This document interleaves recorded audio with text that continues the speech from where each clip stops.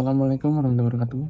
Perkenalkan nama saya Muhammad Garpunia dengan NPM 20423031. Di sini saya akan membahas tentang analisis model pendekatan, strategi, metode, dan teknik pembelajaran IPA di SD. Untuk dengan demikian, di sini saya akan membahas tentang apa aja yang bersangkutan dengan pendekatan, strategi, metode, dan teknik-teknik pembelajaran yang digunakan di SD dalam mata pelajaran IPA. Oke. Nah, kenapa sih IPS itu penting dilakukan di sekolah dasar? Eh, karena ilmu pengetahuan sosial atau IPS di sekolah dasar bukan hanya sekedar mata pelajaran, tapi fondasi penting bagi siswa untuk memahami dunia sekitar mereka. IPS memang bekali siswa dengan pengetahuan tentang masyarakat, budaya, sejarah, geografi, yang semuanya krusial untuk menjadi warga negara yang bertanggung jawab dan kompeten. Ya, kita lanjut dengan model pembelajaran IPS konsep konseptual. Di sini ada 5 macam model yang dapat diterapkan di dalam dunia pembelajaran IPS di SD. Yang pertama adalah model konseptual. Model ini adalah fokus pada pengembangan pemahaman siswa terhadap konsep-konsep IPS di SD. Terus yang kedua ada model expository. Ini adalah model penyampaian informasi secara langsung oleh guru. Ini seringkali adalah dalam materi dasar atau dalam berpatokan dalam materi ajar. Yang ketiga adalah model inquiry. Ini adalah model yang mendorong siswa untuk bertanya, menyelidiki, dan menemukan jawaban sendiri. Terus yang keempat adalah model kooperatif adalah untuk meningkatkan interaksi dan kolaborasi antara siswa dalam kelompok. Terus yang terakhir adalah model pemecahan masalah, melatih siswa untuk menganalisis masalah sosial dan mencari solusi yang mudah. Saya diketahui bahwa model ini diterapkan sesuai dengan apa yang kita butuhkan. Selanjutnya adalah model pendekatan saintifik atau eksplorasi berbasis bukti. Di sini ada 5 poin. Yang pertama adalah mengamati, menanya, mengumpulkan informasi, terus ada mengasosiasikan, dan mengkomunikasikan. Pendekatan ini tidak hanya berfokus pada hasil, tetapi juga pada proses pertemuan sehingga dapat meningkatkan keterampilan berpikir siswa dan kemampuan pemecahan masalah yang dapat dihadapi dan dapat dicari caranya oleh seorang pendidik. Kita lanjut ke studi kasus atau implementasi pendekatan saintifik dalam pembelajaran. Yang pertama proyek, misalnya ada contoh proyek lingkungan bersiko dalam sebuah kelas SD. Ini dapat dibuktikan seperti dalam model tadi, mengamati. Ini siswa mencatat jenis sampah, lokasi penumpukan sampah, dan perilaku siswa. Terus ada menanya. Ini diharapkan siswa merumuskan pertanyaan seperti mengapa banyak sampah di sini, terus mengapa banyak dampak, terus seperti apa sih dampak sampah bagi masyarakat, bagi rakyat, dan bagi lingkungan.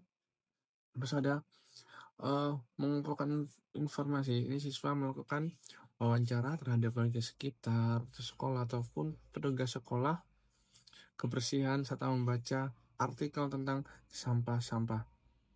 Terus ada yang mengasosiasikan. Ini siswa menganalisis data, membuat peta persebaran sampah, dan menyimpulkan penyebab serta dampak masalahnya. Terus yang terakhir adalah mengkomunikasikan setiap kelompok, mempresentasikan hasil pengamatan dan saran solusi mereka kepada kelas dan menyimpulkan hasil yang didapatnya. Kita tentang proyek based learning atau PJBL, belajar melalui proyek nyata. Di sini ada 6 proyek yang dapat kita lakukan sebagai guru pembelajaran IPS. Yang pertama adalah penetapan proyek. Sebelum melakukan pelajaran melalui proyek, kita harus menentukan dulu ini proyek apa dulu yang mau kita buat. Terus yang kedua ada perencanaan proyek. Ini adalah siswa ini membuat rencana mereka. Ini seperti apa sih proyek yang akan dilakukan. Terus ada seperti jadwal-jadwalnya dan pembagian tugas-tugasnya. Terus yang kedua ada pelaksanaan proyek. Ini ada mahasiswa ini bekerja secara mandiri atau berkelompok untuk menyelesaikan proyek dan dikumpulkan dan dibimbing oleh gurunya. Terus ada presentasi hasil. Ini siswa mempresentasikan hasil proyek mereka kepada audiens seperti kelas, sekolah, ataupun komunitas lainnya. Dan ada evaluasi. Ini siswa dan guru mengevaluasi proyek yang sudah dilakukan, apakah sudah sesuai ataupun masih ada banyak kekurangan. Seperti itu. Ya, di sini kita akan mendalami atau memahami konsep secara mendalam. Ini yang diberikan IPS ini merujuk pada pendidikan disertai mendorong siswa untuk memahami konsep secara mendalam.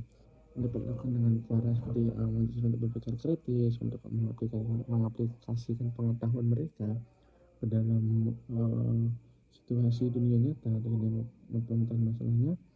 Ini menerapkan konsep untuk menemukan solusi dan tantangannya. Terus yang kreativitas ini menghasilkan ide-ide baru dan orisinal berdasarkan pemahaman. Terus ada konektivitas ini menghubungkan berbagai konsep dan informasi untuk membentuk pemahaman yang holistik. Ini penting memastikan bahwa pendidikan IPS bukan hanya teori, tapi juga menjadi alat yang relevan bagi siswa untuk menavigasikan dunia sosial mereka.